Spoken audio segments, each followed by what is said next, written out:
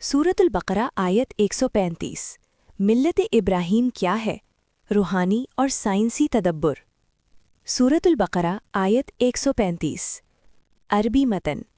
वक़ालू कूनू हूदन औ नसारा तहतदू कुल बल मिल्लत इब्राहीम हनीफ़ा वमा काना मिनल मुशरिकीन। उर्दू तर्जुमा। और वो कहते हैं कि यहूदी या नसरानी बन जाओ तो हिदायत पा जाओगे।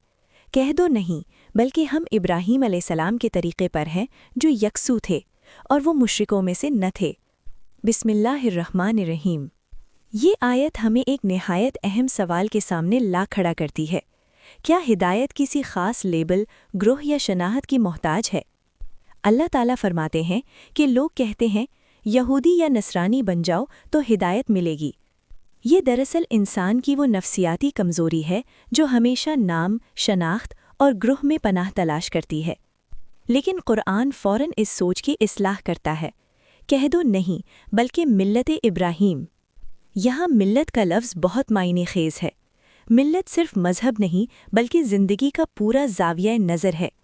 एक ऐसा रास्ता जो इंसान को अल्लाह की तरफ सीधा, वाज़े और गैर मुनक़सिम ले जाता है। लफ्ज़ हनीफ का मतलब है हर तरफ से हटकर सिर्फ एक मरकज़ की तरफ मुड़ जाना। अगर हम साइंसी ज़बान में बात करें तो ये बिल्कुल वैसा ही है जैसे कायनात का हर निज़ाम एक मरकज़ के गिर्द मुतवाज़िन हरकत में है। सैयारे सूरज के गिर्द, एटम इलेक्ट्रॉन को न्यूक्लियस के गिर्द, और इंसान अगर मुतवाज़िन रहना चाहे तो अपनी फितरत के मरकज़ यानी अल्लाह के गिर्द। शिर्क दरअसल ज़िंदगी के निज़ाम में मल्टीपल सेंटर्स बना लेना है, और हनीफियत का मतलब है सिंगल एब्सोल्यूट सेंटर, अल्लाह। हज़रत इब्राहीम ना यहूदी थे ना नसरानी, बल्कि वो फितरत के साथ हमाहंग इंसान थे।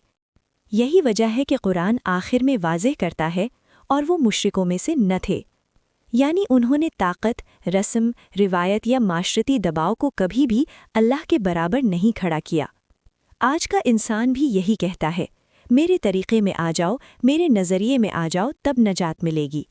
लेकिन कुरान आज भी वही जवाब देता है, हिदायत किसी ग्रोह में नहीं, हिदायत फितरत की तरफ वापसी में है।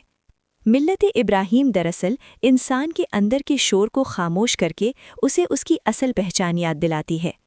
ये आयत हमें सिखाती है कि हिदायत का रास्ता बाहर नहीं, अंदर से शुरू होता है, और वो अंदर सिर्फ उसी वक्त रोशन होता है